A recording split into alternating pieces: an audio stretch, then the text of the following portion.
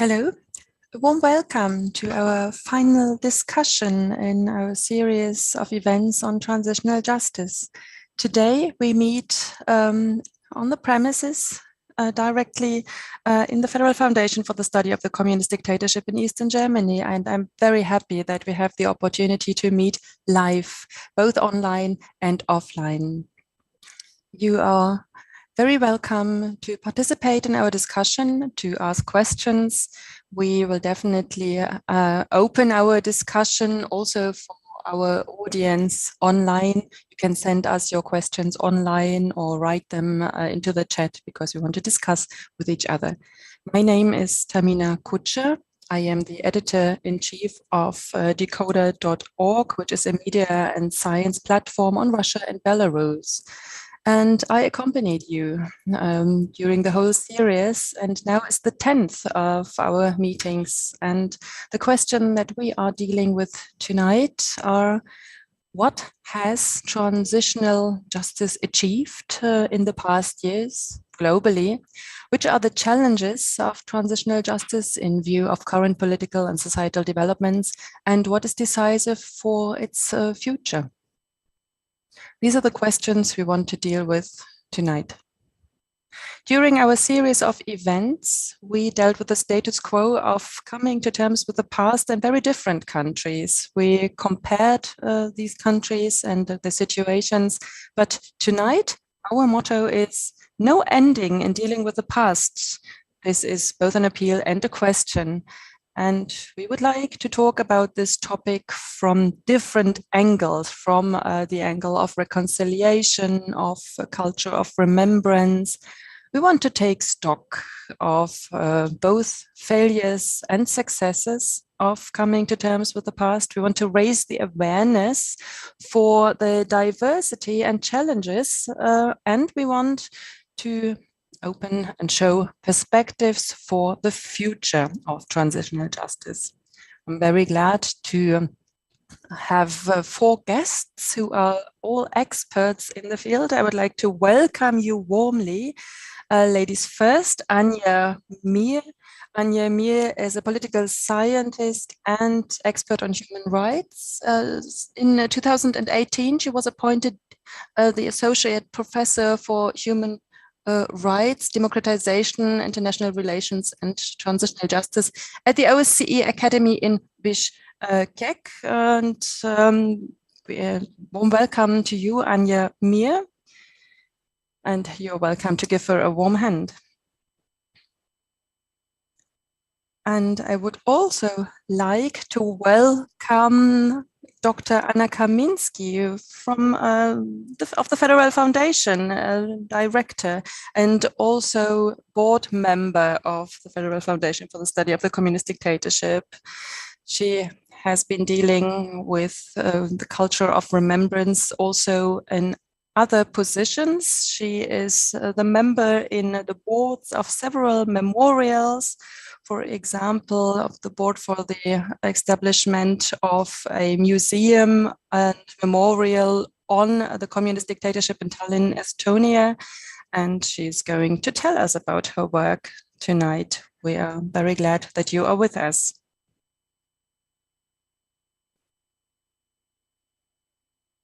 I also welcome Thomas Hacker.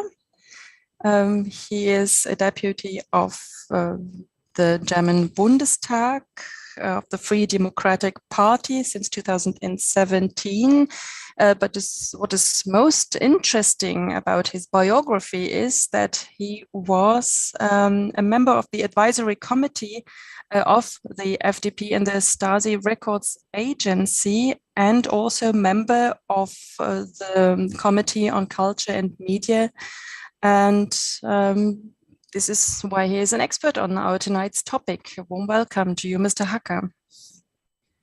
And last but not least, I would like to welcome Ralf Wüstenberg. He teaches systematic theology and ethics and the history of Christianity and theology of religions at the European University of Flensburg. And he is also a senior research associate at the British University of Cambridge. Some might know him because he's also a guest preacher at the Berlin Cathedral, and one of his focuses is political research on political reconciliation and transitional justice. Welcome, Mr. Wüstenberg. Anja, we will start with you and a very short question. What has transitional justice achieved in the past years all over the world? And of course, this is a very large question. That is why I would like to ask you this question, because you participated in a multidisciplinary research project, Impact of Transitional Justice on Institution Building. And the question of this project was whether the different measures of transitional justice, such as lustration, truth commissions, memorials, trials, and so on, whether these measures really help to make a society more democratic. And that was astonishing to me also when I read about this recently. For a certain time, it looked as if the result of a successful democratization process, such as in Japan or Germany, was also possible without transitional justice. Is this true? Well, with hindsight, I would say that there was one result of this big project in which we dealt with all continents, with Latin America, Asia, Africa, Europe. One of the results of the projects was that transitional justice has an influence on the quality of democracy.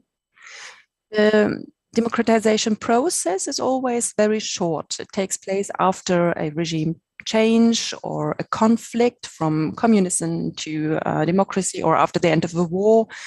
What we call democratic institution building of such institutions as courts, fair elections, and so on.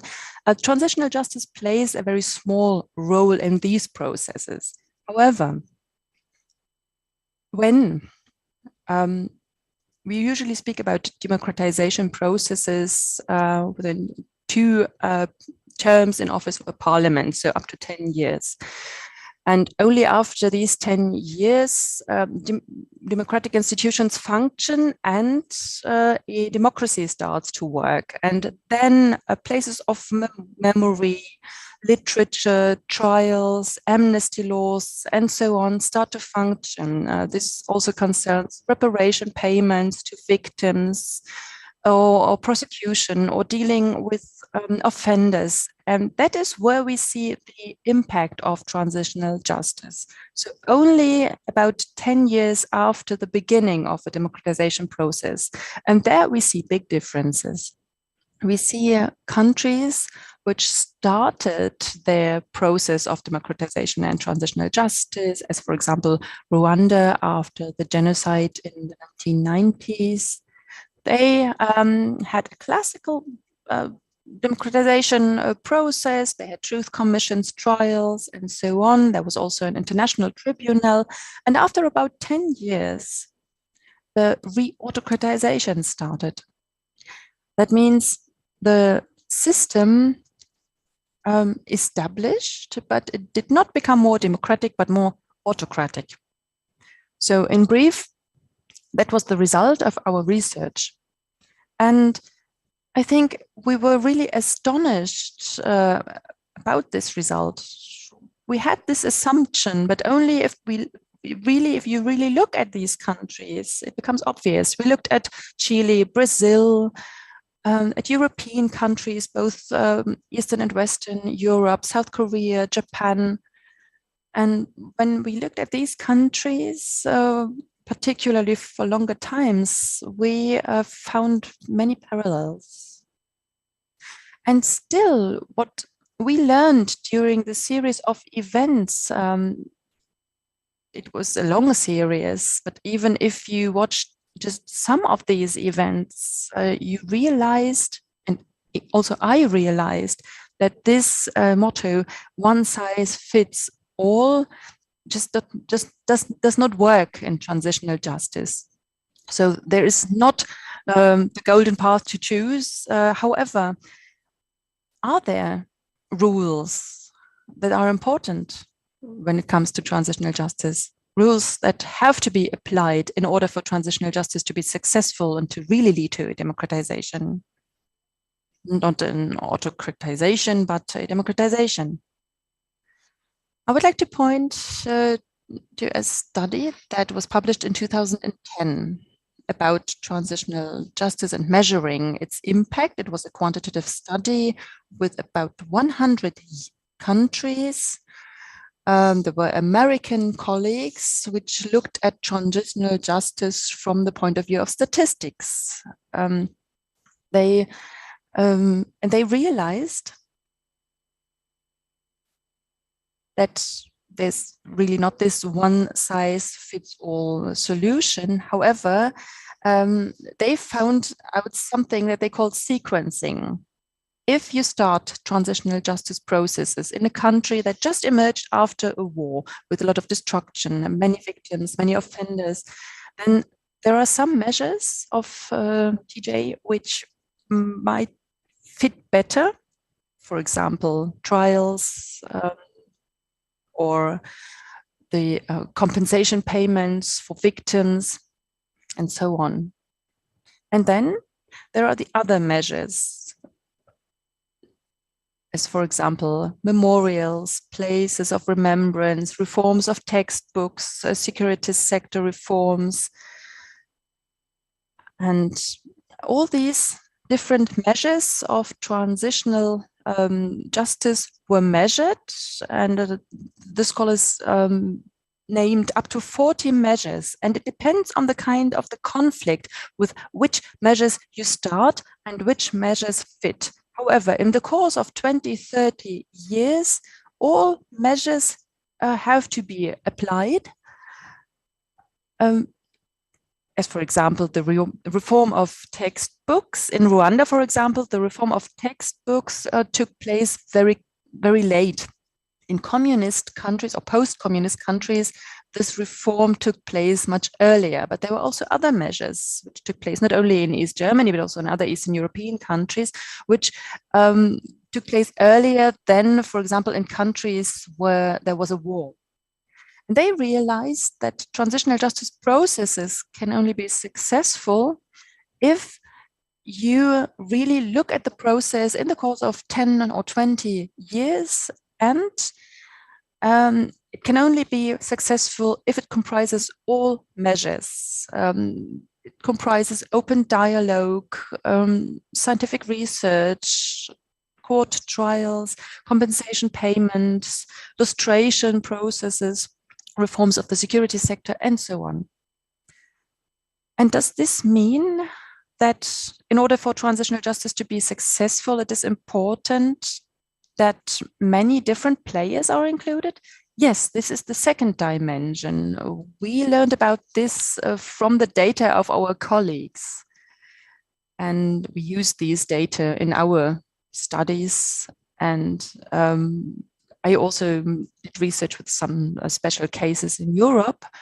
The more people you include, and also if you include the whole society, which you usually do when it comes to a culture of remembrance, which does not only concern victims and offenders, the more inclusive this process is. And it can be a really painful process. An inclusive transitional justice process, for example, means to make people hold people responsible who might be very close to your heart, your best friends. You can see this, for example, in the post-communist societies, where there were many players, for example, in the post-Soviet countries, which were involved in the state apparatus, which then later in the 90s were transformed, new parties were founded, and so on. And people tried to not to be held responsible and even participated in the new regime. And to try them, although they participated in the transformation process, this is very difficult. We realized this in Hungary, for example. Their court trials was stopped because all the people involved became close friends of today's president. And this is a transitional process in which you choose which victims and offenders to deal with. However, this is very dangerous for a healthy transformation process, which is very necessary for democracy. So the more inclusive and the more painful the process is for society, and the longer it takes, the better it is for the quality of democracy. And at the beginning, it might be more comfortable if you just don't talk about several topics, which might be painful. However, if you exclude certain people, then this will definitely have a negative impact on the quality of democracy. We can see this in countries which, after 10 years, fell back into dictatorship or autocracy because they only had a selective transformation process. Mrs. Kaminski, we heard already that there's general experience that can be found in research with regard to how to deal with the past. If we stay for a while with the sum total of the whole situation. Germany is often praised for having done it so well. You hear that very often when you are abroad, but when you are here, we all know about the lively debates in society that endlessly seem to deal with the question of, have we really done all we could? Have we looked at the past as we should? Aren't there too many unresolved things? Has the East really come to grips with the past, given the more extreme votes in elections and all that, which is then interpreted as a deficit, as a shortcoming in reappraisal processes? Or what is your personal summary? Well, on the one hand, I would like to start with the term transitional justice. We don't use it that much here. We prefer to say reappraisal or coming to terms with the past or dealing with the past, which is a good word, Aufarbeitung in German, because you can't translate it into any other language, and it gives you the hint of it being something German. It may be a source of misunderstandings, but it gives you a chance to explain what we did and what we have done in Germany and how we dealt with the past in a process on the various levels. And this may then explain why why it's seen as something positive from outside. When dealing with the SS crimes in Germany, and when dealing in the second wave with communist crimes, communist evil, we have seen that the Federal Republic of Germany, for different reasons than East Germany and then the United Germany, had two important conditions that other countries did not have. On the one hand, at least when dealing with the communist dictatorship, we had a social and a political consensus that it must be done. My experience when looking at the situation in other countries is that when there was no change in the elites, things are incrementally more difficult to deal with such reappraisal processes, because you have to deal with the same people, and the population anyway is the same. And whenever we have to deal with dictatorship and a violent regime, people have very ambivalent positions. On the one hand, you have a small group of citizens who are the typical victim. Then we have a huge group, the bystanders, the onlookers, those who just are somehow involved and are not victims and are not really perpetrators either. And then you have the typical perpetrator, and this subdivision into three makes it easier when you replace the elites to prosecute the perpetrators. In many post-communist countries, we have a continuity in the elites, just as Anja said. They have set up a new party. It's a new party, but it's the same people who held influential positions beforehand. And you cannot assume that there is a political will and determination and a consensus that something has to be done, that a critical look at the past is necessary. And we've seen in many individual incidents that the term transitional justice contains the English term of justice. And in many of these processes, people have put their trust into judicial processes. Bärbel Borlai in the past was very drastic in her choice of words. She said, well, we wanted justice, but what we got was the rule of law. So it describes in a manner the great expectations to such reappraisal processes, and they must be disappointed because the means of a country governed by the rule of law are insufficient to deal with the heritage of a dictatorship. If the rule of law doesn't want to violate its own principles, the process can only be insufficient. And this is precisely what we've seen here in Germany. And as far as our role as a model is concerned, we should say more clearly, we know that we haven't done all we could. We have about 300,000 political prisoners. We had people who were persecuted in the administration. We had people who suffered professional disadvantages. When you count in their family members, you arrive at a number of, well, political prisoners in the GDR in East Germany served 1.5 million years in prison, and these 300,000 political prisoners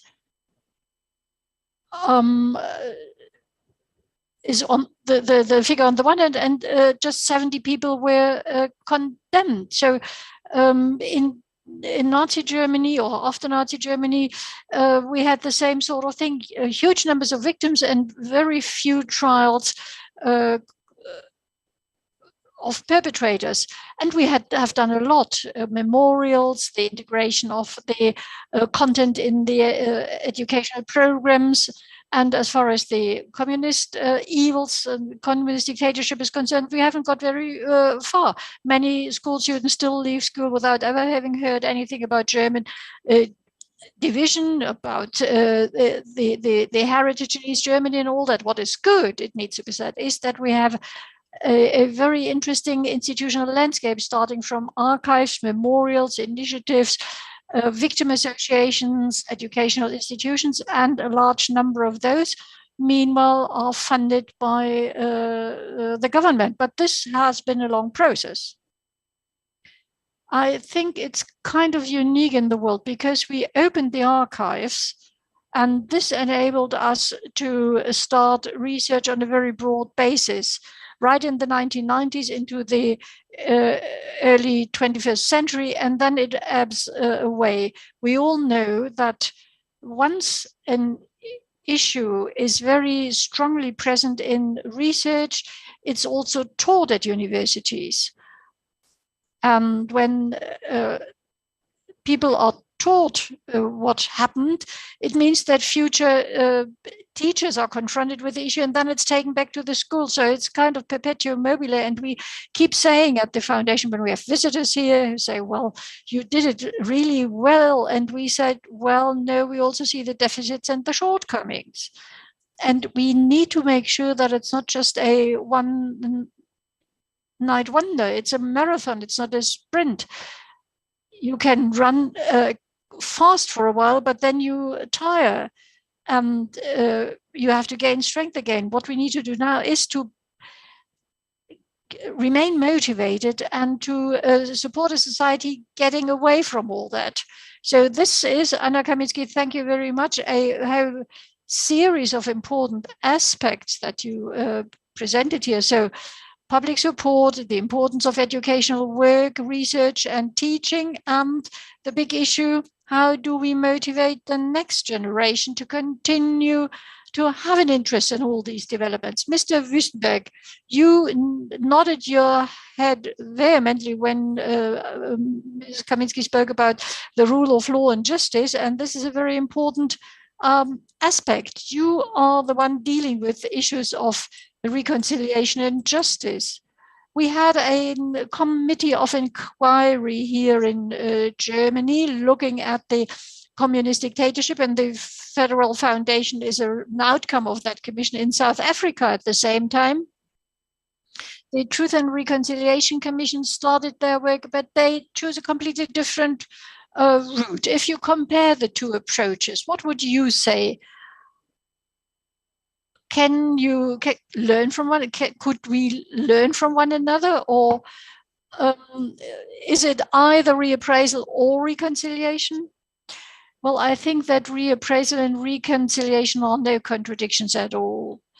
Reconciliation requires to deal with the past. Reconciliation has to do with a burdened history, and there's a need to look at that history so that the future is unburdened. This history can be the history between people, it can be the history between different players of society.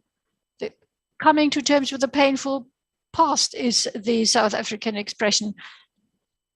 How can I move forward when I don't know my own history, a history that is burdened and is full and fraught with evil and injustice? How can I deal with that? That was the big issue in South Africa. I differentiate between an illegitimate term of reconciliation that perpetrators like to use and a reconciliation without truth, without justice, adaptation or an expectation of adaptation on the part of the survivors. Mandela was the one in South Africa who put the term of reconciliation to the fore.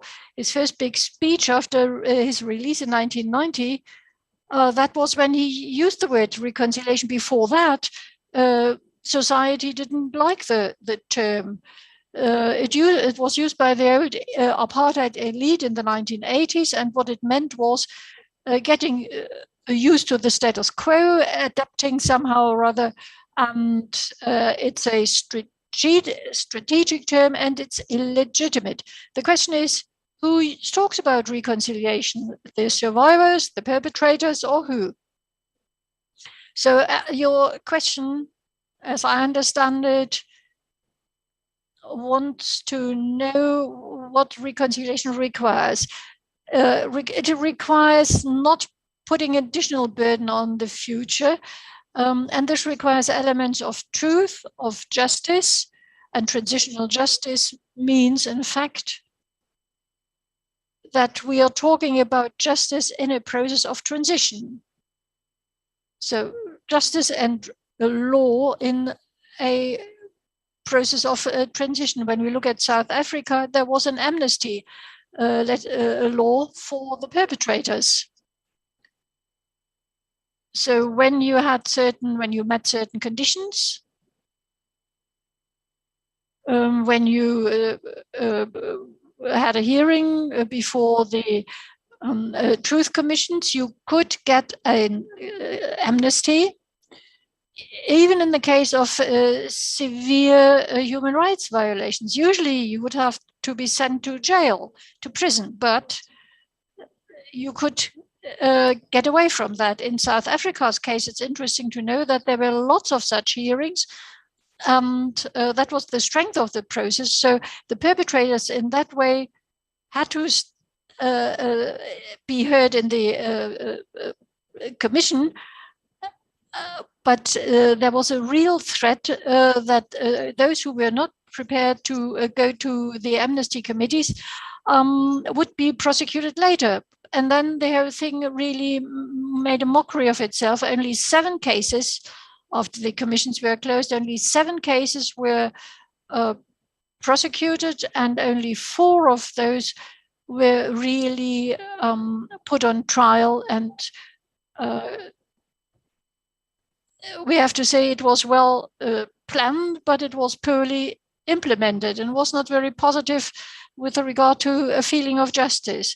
And the Reparation Committee of the Truth and Reconciliation Commission developed great ideas, also ideas as to how to compensate people who had suffered, but it took years before the first payments were made. So this is also a not so bright result. The reason was that the then president accepted the report and was disappointed that it had done the work so well as he would not have preferred. It was done in an even-handed manner. It looked also at the crimes of the ANC committed by the ANC, clearly pointing out that this was not comparable, but from an unbiased institution, the president suddenly got a report saying that these are the evil deeds committed by all sides. So how do we compare the process in Germany and South Africa? And I would agree with Mrs. Kaminski that it is the great strength of the German process to differentiate also within and between the institutions. The two committees of inquiry to study the SED dictatorship were very active. So in 1992, there was a big hearing in the Reichstag building with eyewitnesses, similar to the process in South Africa. Okay, but where do you see the weaknesses? I think we can take a model of that. In Germany, there was a reappraisal in terms of politics, of archives, of legal issues. But what was lacking, particularly in the 1990s and also at the beginning of the 2000s, was a reappraisal within the whole of society. So the anti-totalitarian consensus is still not anchored in the broad consciousness of our society. I lived in South Africa for many years, and in the 90s, no one could say that there is no Truth and Reconciliation Commission. Of course, there were people critical of this commission, but nobody would have said that this commission did not exist. And I would have wished this to happen in Germany too. Also for the Commission of Inquiry. It should have been perceived much more as a truth commission, and the stories that were told there should have been used to change things in society. But yes, on the other hand, there was this reappraisal of archives, of data, and this also made people deal with the past, with their personal past. And there was a legal reappraisal in Eastern Germany, which was very important because you were not able to speak about reconciliation if the victims who were shot next to the Berlin Wall were not, if the perpetrators were not tried. And in South Africa, there was no shift of elites, which had to do with the character of the regime change. There where a negotiated settlement took place without a real winner.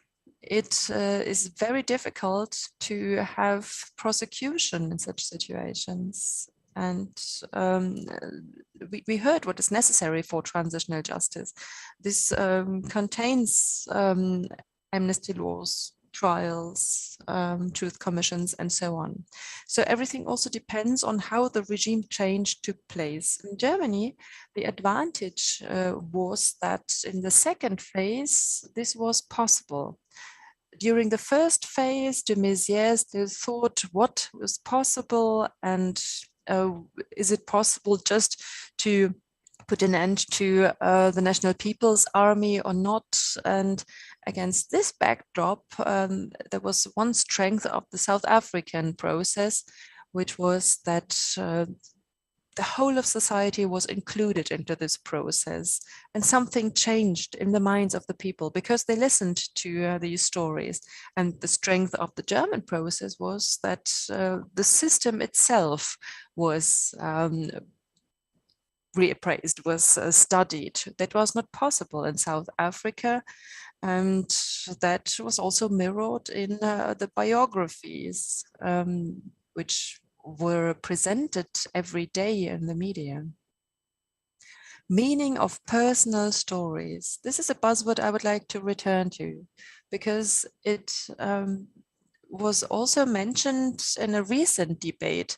Mr. Hacker, we mentioned it at the beginning when the Stasi Records Archive or agency was transferred into the Federal Archive on the 17th of June of 2021, the Records Agency was transferred into the Federal Archive, and you participated in this process. It was a very emotional process, probably also because of the history of the Stasi Records Agency, which was set up because of the civil rights movement in the end of the 80s. And one argument was that this agency was never just a dead archive, but in some institutions, personal stories were presented in book readings and film presentations and so on. And there was a big concern that this would be lost. If you think back to these debates and if you remember them, which topics were the most sensitive ones? And what do you think? What does this transition mean for the reappraisal of the SED dictatorship? Well, of course, there was large concern, and of course, there were personal concerns and fears, because this was about personal histories. And if people were were ordered to get to know these stories, then of course this has to do with fear. There were people who were documenting these personal stories in detail, which was very tragic. And if you got to know afterwards that there were very close people, your partners, your friends, close friends, who were spying on you, then this was a very painful process, of course. On the other hand, the Stasi Records Agency was conquered in a way, and that was a symbol of the peaceful revolution of the DDR. In October, when the tanks did not go to the streets and there was no shooting, also next to the Stasi Records Agency in Berlin, that was a time when people understood that they were able to take their history back and to take it also back from the people who illegitimately were watching them, were spying on them, and so on. But of course, this was a painful process. This is completely understandable. What was the intent? It was securing these data 30 years after the peaceful revolution, but at the same time, also the creation of a basis for scientific studies and reappraisal. But of course, whenever scientists deal with these data, they had to pay attention for victims not to be victimized again. And this is the same process as it was with the National Socialism, where people who were perpetrators during that time were not were never dealing with these things later on. So it was necessary, and it was asked that the data, the files stayed visible, that all institutions where these records were kept were secured, also in terms of their construction.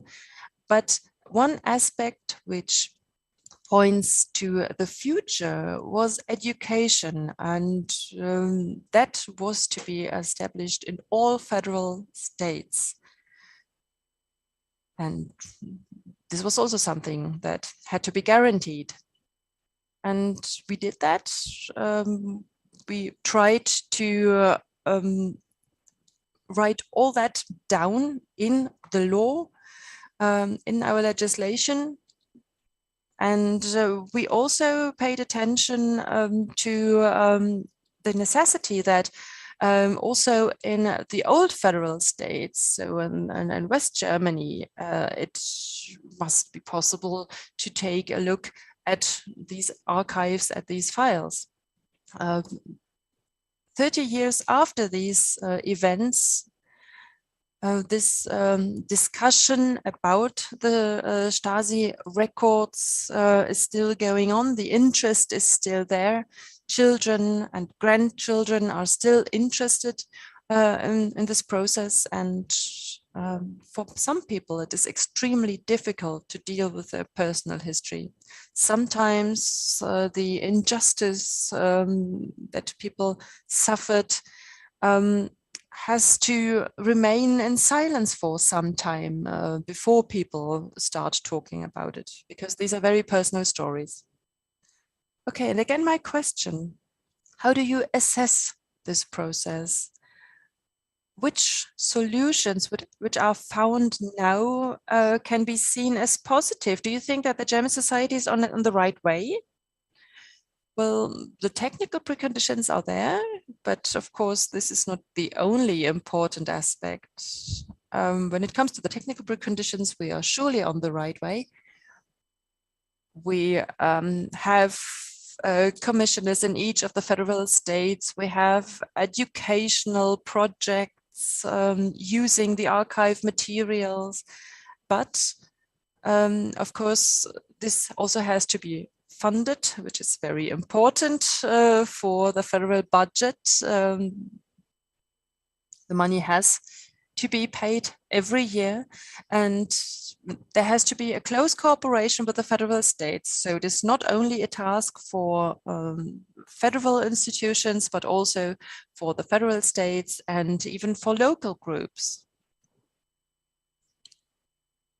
Those concerned are still alive, but time is passing. Soon there will be 40 years after the reunification. You said that very many people have to be included, and you also mean the civil society. Mrs. Meir, when we talk about the relationship between the state and civil society, how much support by the state is necessary for a culture of remembrance carried by civil society? And how far can this support go? So where can there be a balance? This is a very interesting question. I will present some examples of our research from very different countries. As I said, we did research in South America, in Central Africa, in Asia. And there was one thing which we found everywhere, also in Europe, of course. The beginnings of transitional justice, the first 2-3 years of the process, whether it is after the end of a war or after regime change, always started by victims associations, by civil society. They are the first to, for example, lay down flowers next to a former gulag, or they are the first to say that here a certain person lived or disappeared, can't we put a small memorial plate on this house? So they are the first to start this process. They are the first to say, I am a witness of a massacre, for example, and I want this person to be put to trial. So we see that everywhere, independently of culture or of the severity of the injustice that happened. It's always civil society players, usually victims, if they are still strong enough to speak, or survivors or their relatives who start this process. So it is not possible to start this process without civil society. In the Federal Republic, probably the Federal Republic of Germany is the country where most of the transitional justice research was done, because there was this very strong reappraisal process after 1945 and again after 1989. So it is the longest long-term study that exists. And of course, we are praised for that, as Anna Kaminski said, because we were successful in this process. However, if we look into the archives, for example, in Koblenz, then historians are astonished how much resistance there was in West Germany in the 50s and in the 60s. For example, resistance against the study of concentration camps. It was not the state, it was victims who came back, who came from other countries, who went to former concentration camps to lay down flowers just for themselves. And then they were approached and even sent away by the local population or the mayors. And these are patterns which we can find almost everywhere. For example, in Spain, we saw that in Turkey, in Hungary, the beginnings are always very difficult. But now it becomes interesting. If these associations, if these civil society organizations succeed to include political players, for example, parliament members of the new regime or local politicians, then the process can become successful, because then it is possible to start trials and so on. I don't want to go into detail. I wrote that down in my publications, that these processes take place independently of society. So, and now let us say that the 10 years of democratization have passed. The state under the rule of law more or less functions. Some people were convicted, others were compensated. And now it becomes interesting, because now there is a second generation. And now places of remembrance become important. And I think this is what Anna Kaminski also mentioned. Because the process somehow flattens, court trials had taken place, research was done, and then this process somehow flattens. And now it becomes important to understand that the former regime, no matter what kind of regime it was, that was really responsible of these crimes. And 10 or 20 years after a change, it is very important and also very difficult to write these things down, for example, in textbooks. At the moment, the European Union has started trials against Poland and Hungary because they violated the principle of the rule of law because of corruption and so on. These are countries in which were also responsible for the beginning of the transformation process in Europe. And now they are again on the other side, because they were not successful in this second part of what I just described. We looked at Poland and Hungary. And in the textbooks of Hungary, for example, there's hardly anything written about the illegitimate regime that existed before. And civil society no longer participates. So in the 90s, the victims were still very strong in Hungary and Poland, but now they aren't. So there you see how important civil society is. You wanted to add something? Yes, indeed. With regard to Mrs. Mears, something comes to mind. I think you can see it from another angle as well. I know more about South Africa, so let me speak about that. We see the need for creating political framework conditions for something to happen and for civil society to be active.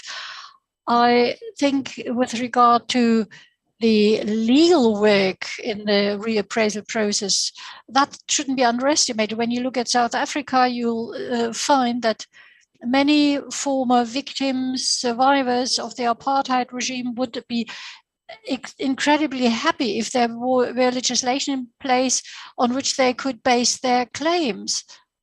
This is an important point to be aware of. What happens after that? is something that is outside state regulations.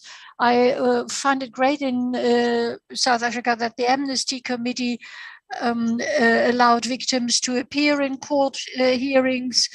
They were allowed to ask questions, such as, "You always picked me up on the 17th of each month, you tortured me doing this or that, why did you do it?" So at least they had someone to ask. So there were two truths suddenly there, and they existed in different spheres, and suddenly they had presence in one and the same forums. And I remember one hearing where one of the victims said, "I was able to forgive the perpetrator."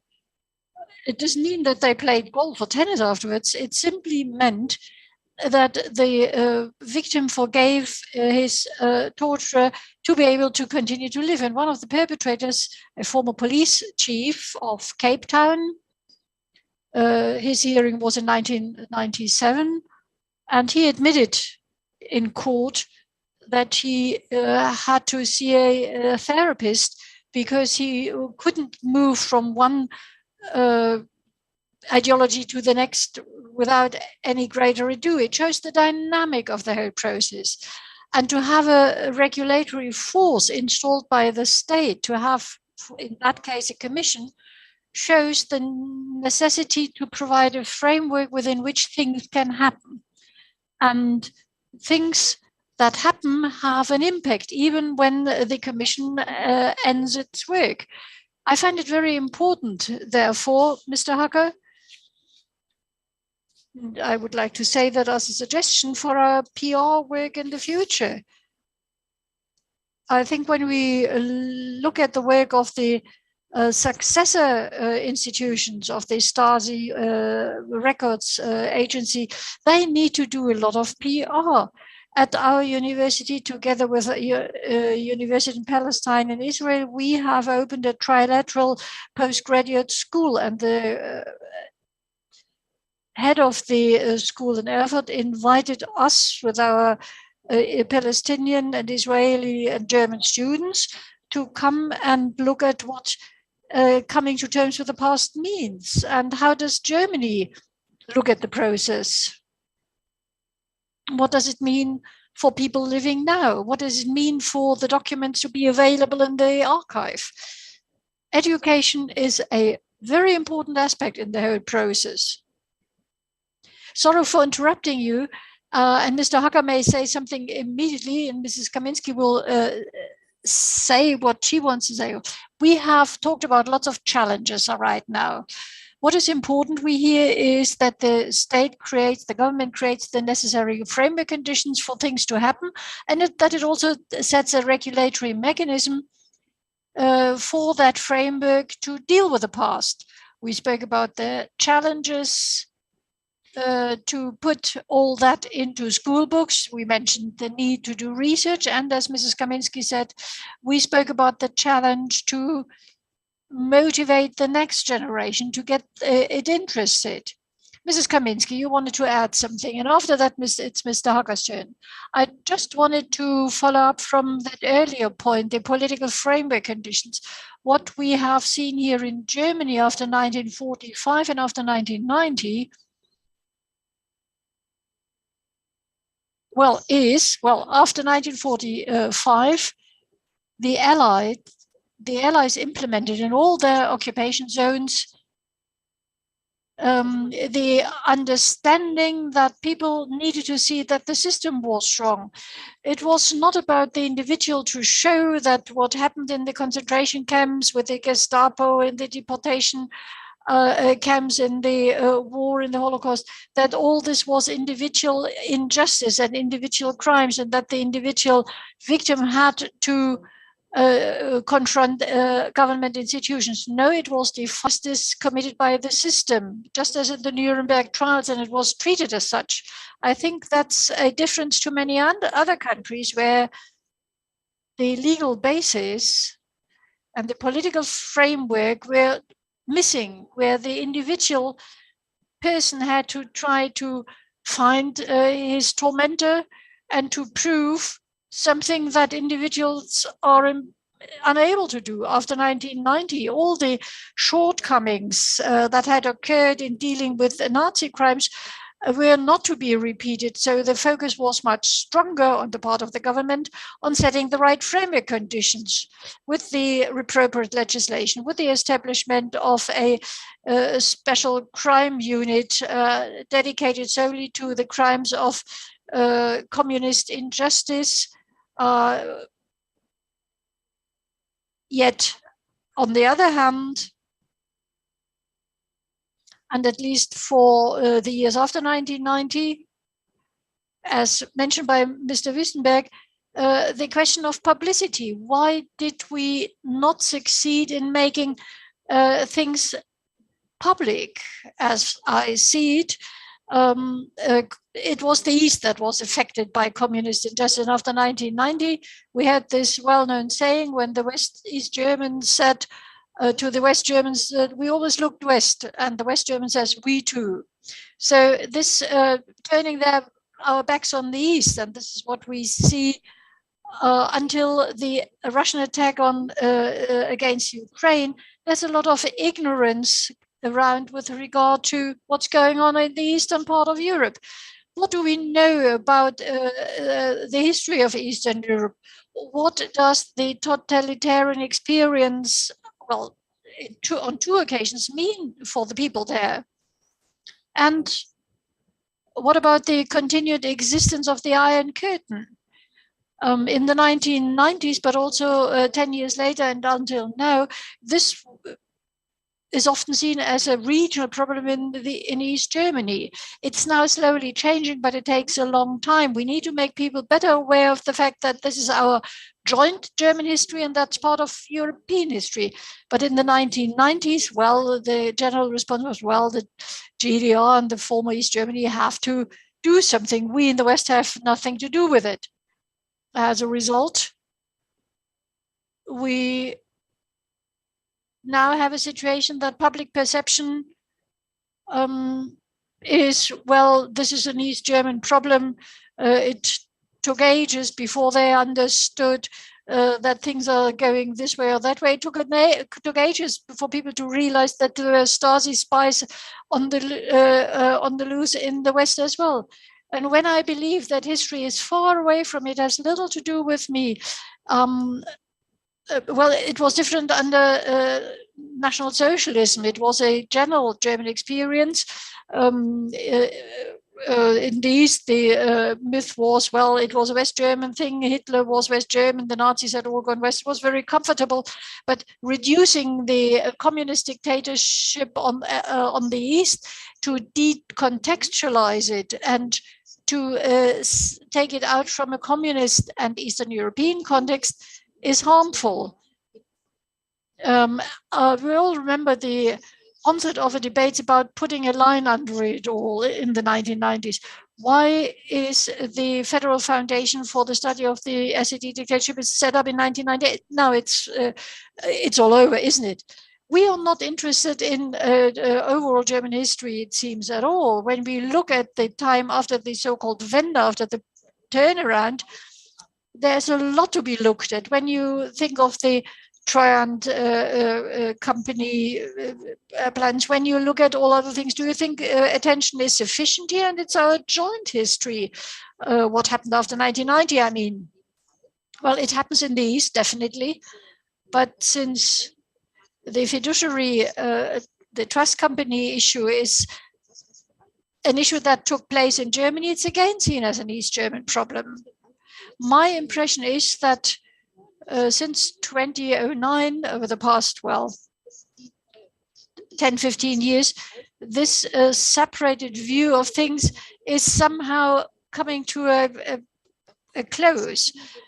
4 million people moved from East Germany to the West until 1989, and they brought their own experience with them. After 1990, 3 million went from the East to the West and 2 million from the West to the East. So we have quite a mixture of people with different views and different types of experience. And institutions such as ours, but also many others, keep saying we can't sort people, we can't put people into categories. This would be dreadful, as claiming that the West may only talk about the West and the East may only talk about the East, as if they had nothing to do with one another. We have a shared experience. On top of that, the transformational experience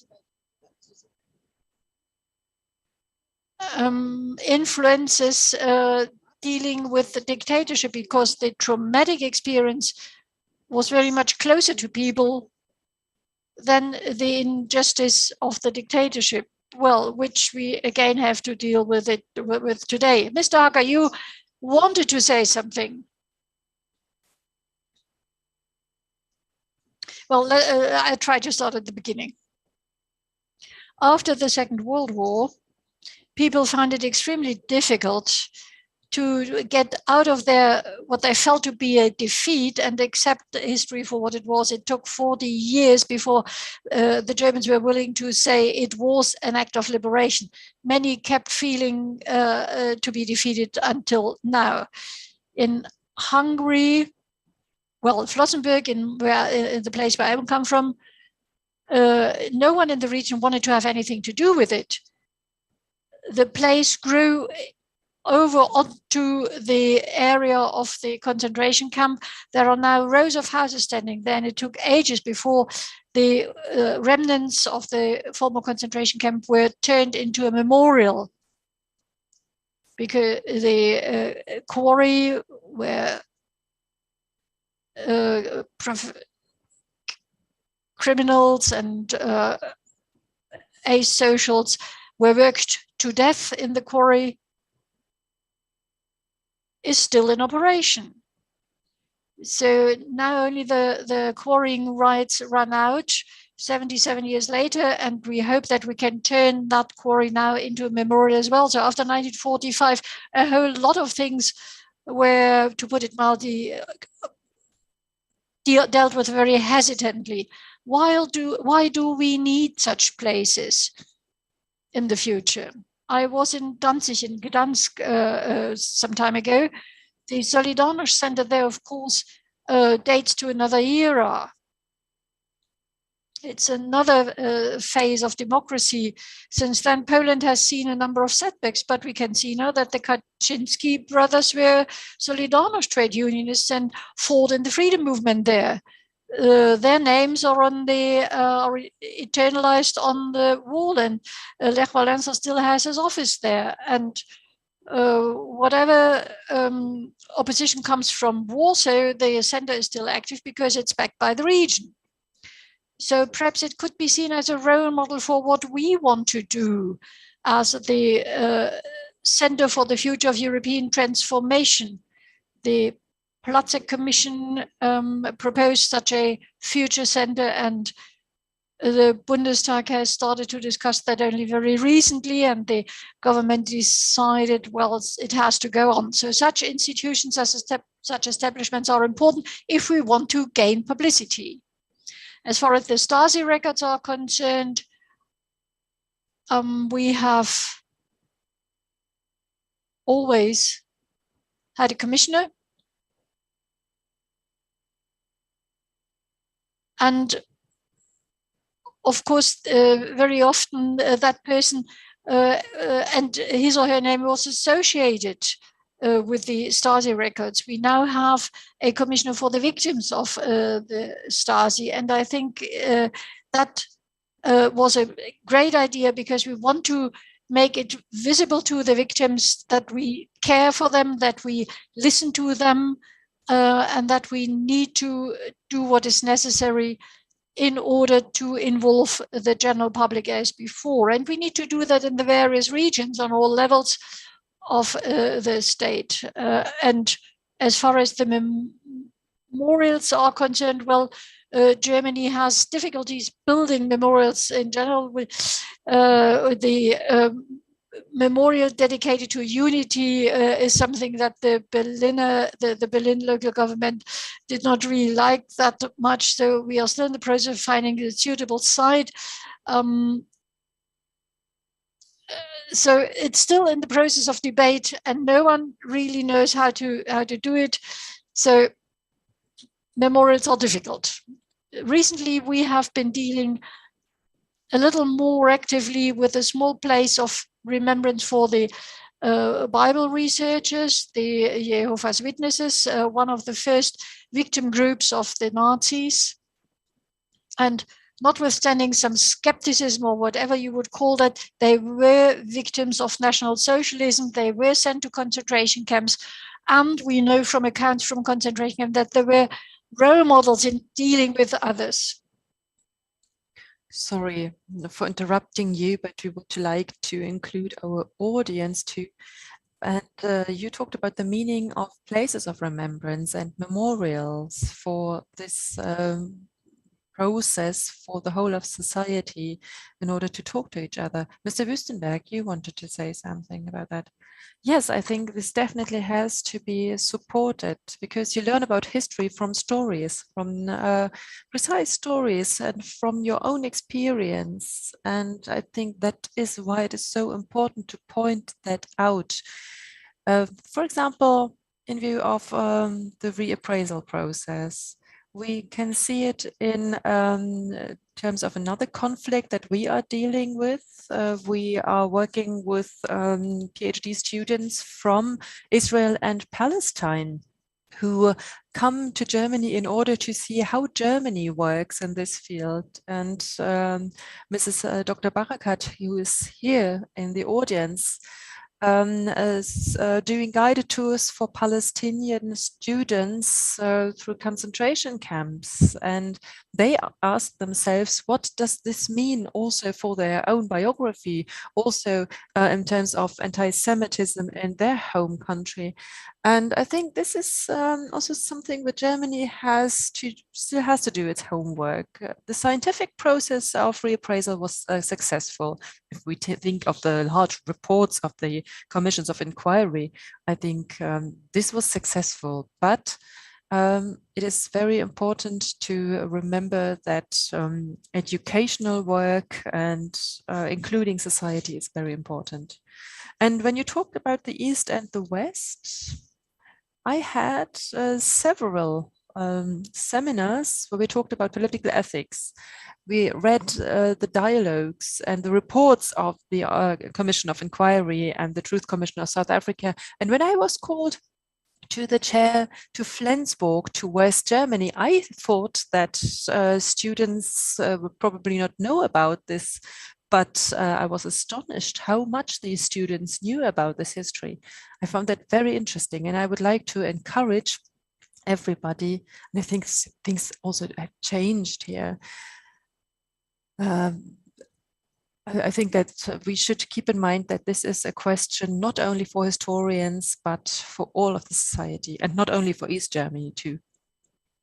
Okay, so the appeal is to make history precise, make it possible to experience history. Maybe this could also open up new perspectives for the process of reappraisal. And maybe this could also lead people to deal with their own biography. And maybe they will realize that there's someone in your family who is, for example, from the Czech Republic or from Poland or has another background. Mrs. Meir. Yes, I wanted to come back to the question how we can, how we in Germany, where this process of reappraisal took place after 1945, but how can we get away from concentrating just on perpetrators and victims and shifting towards civil society? And I would say that about half of the countries who started a transitional justice process failed in this precise part of the process. This can be a warning. And yeah, of course, not everything was done in an ideal way in Germany either. And I think the problem is that if these first 10 years passed and were successful, and in the first 10 years of transition, it is completely understandable that you deal with the victims first. You want to compensate them, you want to integrate them into normal life, and you want to acknowledge them. Perpetrators have to be charged. Sometimes amnesty laws help. They are very problematic, but sometimes they are better than nothing. And it is really normal that during this part of the process, bystanders, civil society, and so on do not play such a big role. But then after 10 years, it becomes difficult. And we already asked this question, how can we make pupils, for example, school children, interested in this history now that 30 years or more have passed?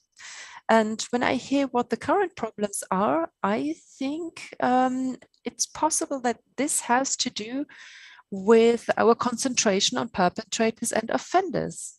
It might sound strange, but for a 25-year-old, maybe it's not that interesting to meet an eyewitness live.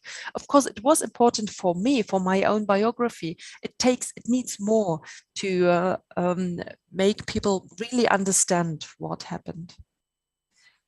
And we have to understand that the only ones who can protect us of re-establishing a totalitarian state is civil society. And something else, maybe it's a bit provocative, but I would like to come back to what Anna Kaminski said. You said that in West Germany, there were the Nuremberg trials, which were the beginning, and it was not a question that the National Socialist regime was an illegitimate regime. That was no question. However,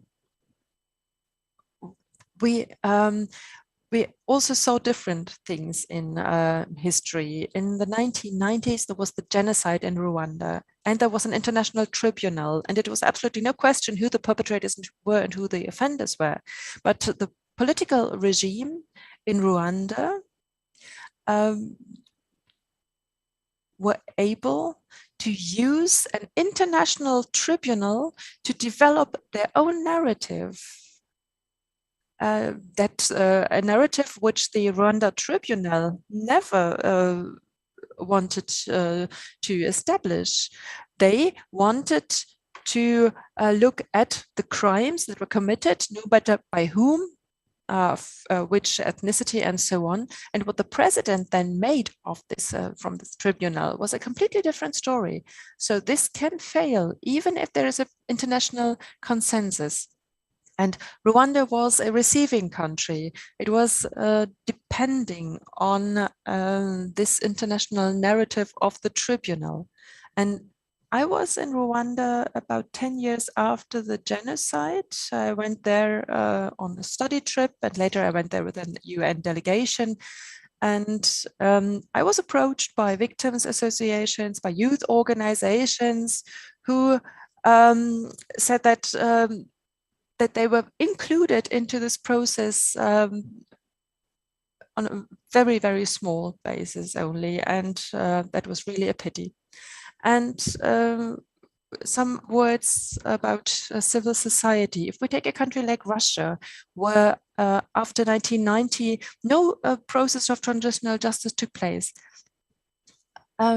And such a big country as the former Soviet Union or the now Russian Federation, such a huge country is afraid of a small organization called Memorial, which lays down flowers, which has a website informing about the history of the country.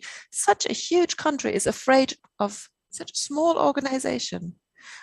For me, this shows the strength of civil society. This is the best example, which shows, and it also shows why so many governments try to stay on the level of this perpetrator-victim discussion and not to shift the debate towards civil society. Thank you very much, Mrs. Meir. Mrs. Kaminski, would you like to answer Mrs. Meir? Maybe there's really a very strong concentration on perpetrators and victims. What would you say?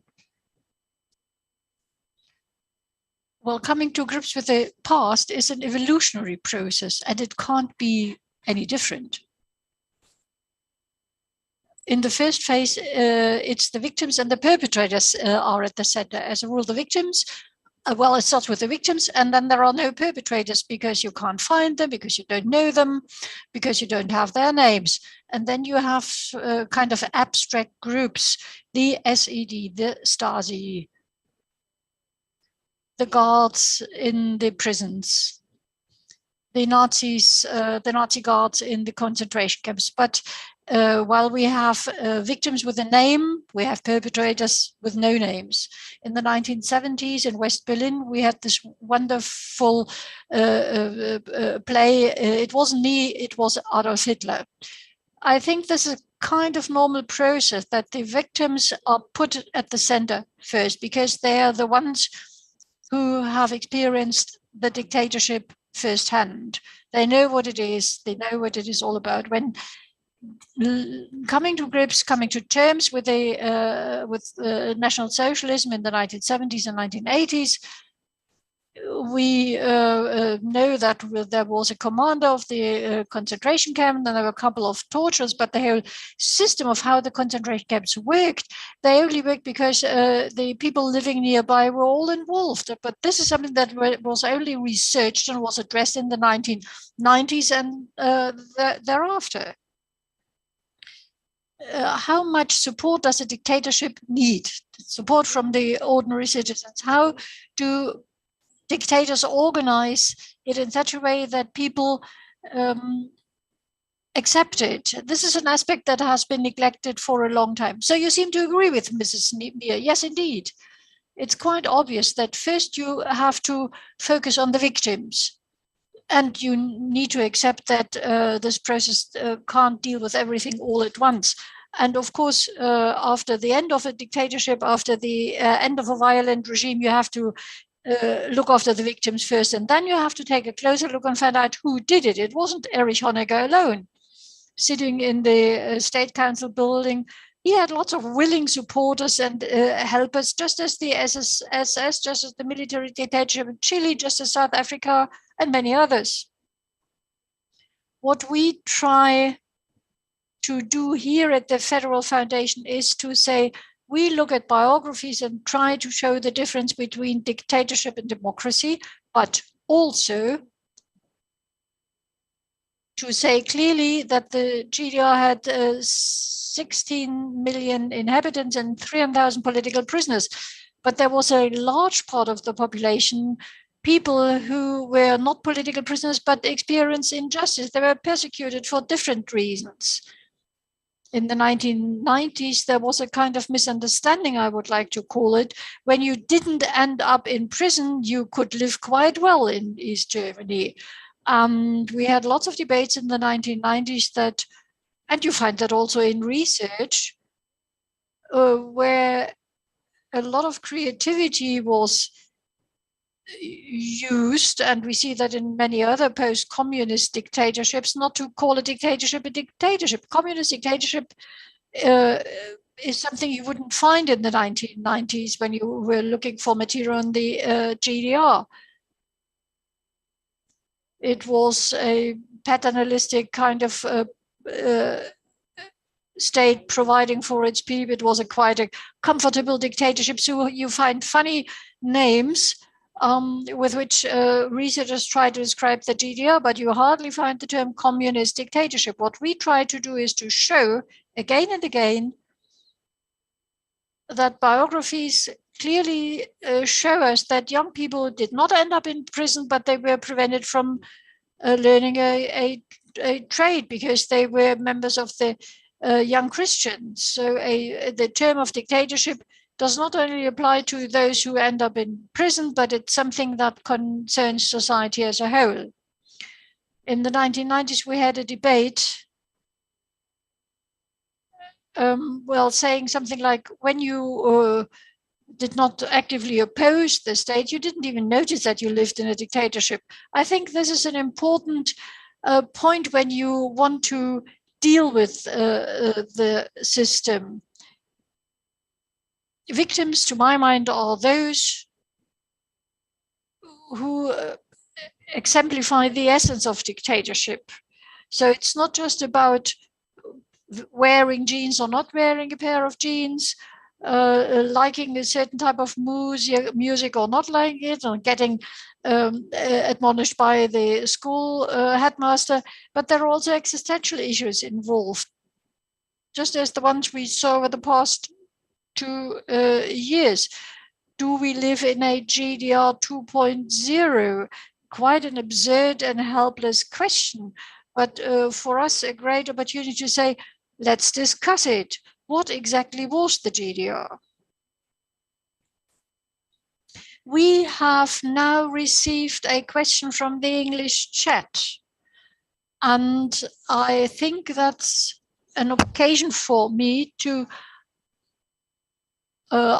read that question out to you. Hello, I'm Yusu Alkun. I probably mispronounced your name, sorry.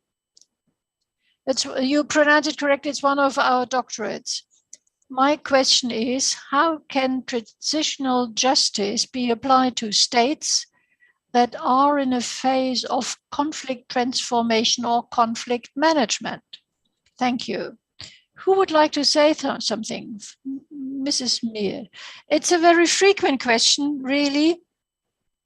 And Israel-Palestine is the more typical example, but we could also look at China or other states, Syria. So what can you do in that process? And the first thing that you hear, and that is absolutely important, is to collect the facts while the conflict lasts. And this is being done in these countries. We have received the latest report about China. It will be important one day when we want to look at that past as well.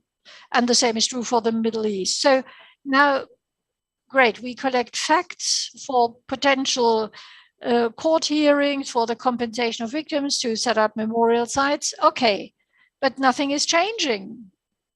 And this is true. We looked at it in our research project and in various countries. You need to be honest and say, as long as there is no regime change there, as long as there no consensus among the elites in that state or region, that we can't carry on like that. We need a new beginning. We need a restart. We need political reforms. We need to hold elections. We need to, have a different composition of parliament. We need to pass legislation making the prosecution of perpetrators possible under international law. As long as there is nothing like that, there will be no transitional justice process. Until then, all you can do is collect the facts. You can mobilize people, of course. Such facts can actually contribute to a regime change, which is exactly what we see in the case of China, Syria, or Israel-Palestine. The civil society there is not dying down. The facts are overwhelming. So the actual process of which we can say, well, it will have this or that effect, this process can only start after the consensus among the political elites that we can't carry on like that. We need a restart. Isn't that a bit naive to presume that an elite that is responsible for the crimes says, well, we can't carry on like that? I'm sorry, I never saw that anywhere, that the same elite committing crimes was suddenly willing to be held accountable. China is not before a regime change. What we see is an unprecedented wave of suppression. Hong Kong, Taiwan. I can't see that the persecution of the Uyghurs will end. I don't see any regime change at all. When I speak of political elites, I'm not talking about the governments or presidents responsible for human rights violations in Syria, Russia, Ukraine, or wherever. When I speak about political elites, I also mean the opposition. I mean those who could also topple the regime. Often when you look at the 5 years before a regime change, you see very different opposition groups. You see victims groups. You see people saying Assad must go, Putin must go. Obviously, they are in disagreement. But once they reach a consensus that the government needs to be replaced, needs to be toppled, needs to be overturned, that's the moment where you can say, this is where the regime change starts. It sounds very simple, but it's extremely difficult in practical terms. People living in these countries having the hope that transitional justice can achieve something, strengthening of the rule of law, the healing of society, a process of reconciliation without a regime change, no chance. So this is the wrong kind of promise. So we need to be open and honest and say, well, look at Syria. We've been hoping for a regime change taking place in Syria. It's not taking place. We have abundance of facts. We have lots of material to have trials for years and years on end, but there is no consensus among the elites. I'm not a specialist on Syria, but all you hear about Syria is that the groups fighting there are not interested in transitional justice at all. They want to introduce the Sharia there. So what is the purpose? What is the aim of all the groups present in a given country? I don't know the names even of the groups fighting one another in Syria. Many of them are Islamists. Many want to have an Islamist state there. So we have to look very carefully as to who wants to bring about a regime change. Exactly, that's what I'm saying. There is no such process developing. Yeah, there's no such thing happening, and there are different ways bringing about a regime change. In Germany, we saw one method. In Eastern Europe, we saw different ways. As far as the Middle East is concerned, it may be completely different. So there are theories that after the Arab Spring, which kind of went wrong by and large, there will be the moment when people again take to the streets, learning from the mistakes of the past, coming to an agreement, but that's a political discussion from conflict theory and conflict research. It's not in contradiction to what I said. I simply want to prevent us from becoming illusionists. Often people are told, well, we do a transitional justice process and everything will be fine. No, the moment when the regime is still there, there will be no such process. My impression is that we also have, well, I'm short of words, we have a rudimentary idea of a regime change. We think that an uprising against an existing regime has a democratic basis. I have my doubts whether we are really realistic. An uprising doesn't mean that the good guys carry out the revolution. Revolution can also be something that was started by people where you are shocked at the end to see who's grabbed power. This has to do with Fukuyama, 1992, the end of civilization. Everyone was convinced that with the overturning of the communist regimes, we are now on the road to worldwide liberalization and open society. And only 10 years later, we have discovered that was a wonderful hope. We should maintain our illusions, but maybe in 50 years from now, we could be there. But this glorification of the Arab Spring has to do with the fact that the uprisings in Eastern Europe against communist dictatorships were seen as role models. It was a legitimate uprising with a democratic basis, and it had democratic aims, but it didn't work that way. I would even say that the majority of transitional processes, Spain is one example, the dictator is dead and the king walks in and says, well, we now build a democracy, and the people in power are still the same. So this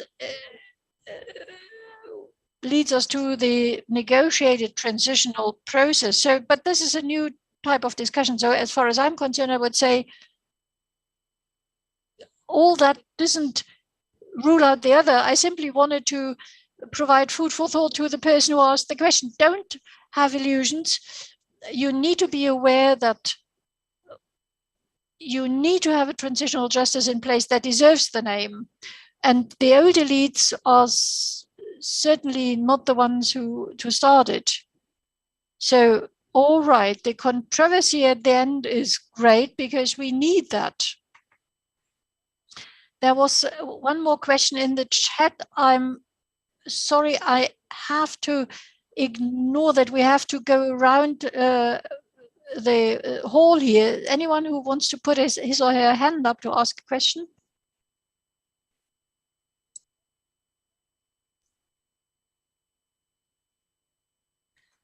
Marcel Fürstenau, I'm a journalist at the Deutsche Welle, and I deal with the topic transitional justice also professionally. I particularly deal with Germany, but the Deutsche Welle always has this international perspective too. And I a little bit shy away from asking my question because you introduced such perspectives as South Africa, Rwanda, the genocide, and so on. But on the other hand, we talked about Germany a lot. However, my question is this buzzword of elite changes, shift of elites, because you have to pay close attention what kinds of elites you mean. Political elites, of course, legal elites, but when you talk about societal processes, I always think of the following, and this is a question to all of you. Is this shift of elites only something that concerns Germany, or was the process in Germany maybe a little bit too absolute, too big? When I think about elites, I think about people working in universities, in the media, and there you rarely find anybody from the East. And this is also part of the coverage in the news. And I would be interested in your opinion. I would say that everybody gets the opportunity to answer, but only very briefly. Mrs. Kaminski, you can start. If we were to have this whole process again today, we would probably say that we will take the 10 years that Anja Mir talked about and will ask West German researchers, lawyers, experts of administration, and so on. We would invite them to come to East Germany to educate their East German colleagues. And after 10 years, the East Germans will take their positions. Today, we would probably think that this is a more appropriate model than the model we had, where so many West Germans remained in these positions. But secondly, I think now 30 years have passed, and you hardly realize any longer who's from the East and who's from the West. And if you look at elections, East Germans hardly pay attention who they vote for, whether they come from the East or from the West. It's most important that they represent their interests. In a parliamentary democracy, it is no longer important where somebody comes from, but where the interests are really represented. I am from the East, and I have to admit that I look at party programs, but I don't pay attention where somebody was born, in Kassel or in Erfurt. If I think their position is reasonable and if I have a good impression, so I don't see the conflict of interest any longer.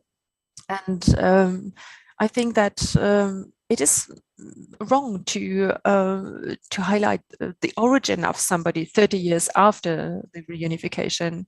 I come from the South, and for me, the East was always in the North.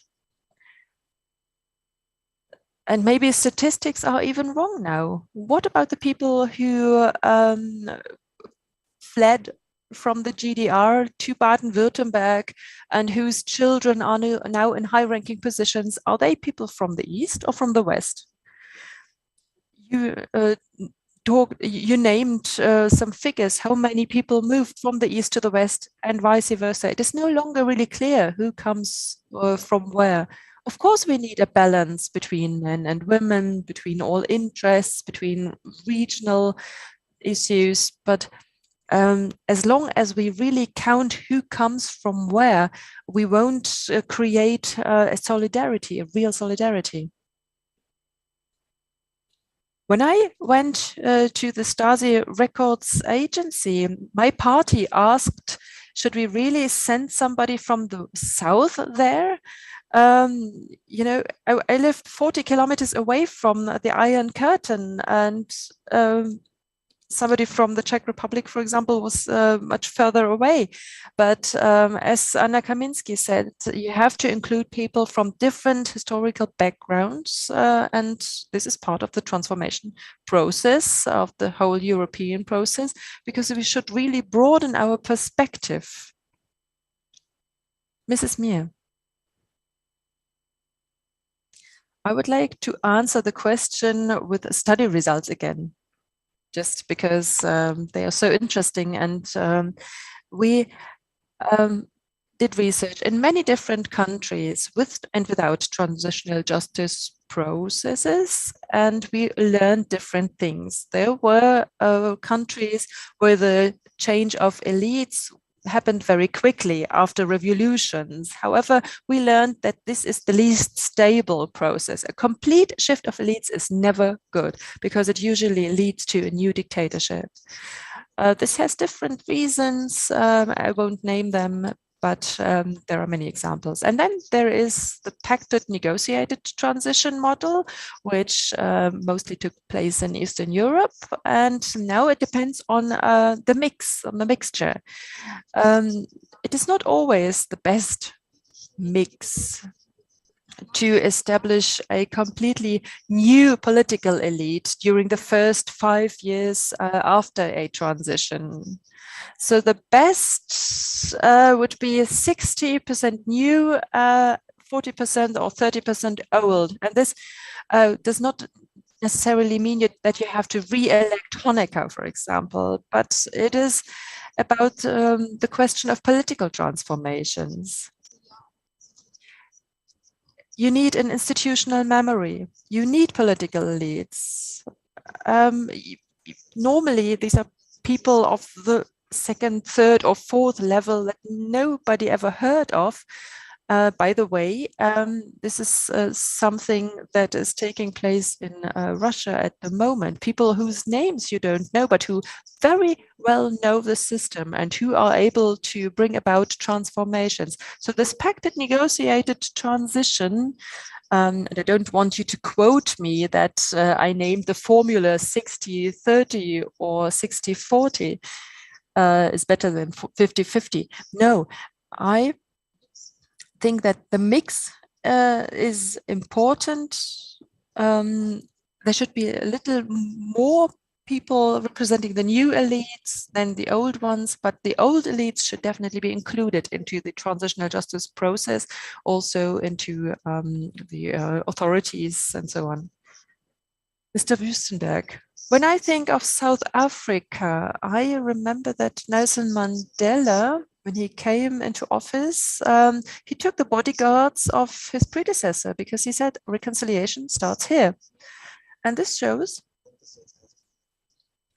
that it's not important whether individual persons are included, but how the whole process goes on and how new trust can be set up. And I also think it is important to see how the new elites deal with processes. And I think this is very interesting also for other cases. We don't have the time to discuss this, but I don't want to discourage my PhD candidates because of course, elements of transitional justice, such as truth commissions and so on, are important. At the moment, we see this large conflict area in the Middle East, and there are some people here who could say much more about this topic. And it is not important to see how a complete elite can be exchanged. But Udo Steinbach, who is the Middle East expert in my institution, says that you can only discuss questions in the whole context of the Middle East and in terms of the relationship to Israel. Thank you. I thank all of you very warmly. And at the end, I would like to pass the floor to Anna Kaminski. She is not going to conclude just our discussion, but the whole series of discussions on transitional justice. Thanks a lot. We had a series of 10 events during which we discussed very different approaches, very different regions. We talked about old regimes, about tyranny. And I can only invite all of you to watch the recorded sessions. You can learn a lot about things you never heard about earlier. And this also sharpens your own perspective. And against the background of the Russian war against Ukraine, you understand much better how complex these processes are, and how long historical events have an impact. This series is the best argument for me against using history as a weapon. I think it was a wonderful series of discussions. You were a wonderful moderator. I think it was a great challenge to get acquainted with all these different regions. I can only invite you to watch the recorded sessions, because what you don't know, you have to believe. And this is something that we have to counter. We all fight against history being used as a weapon. And I think that this series is a wonderful basis for this.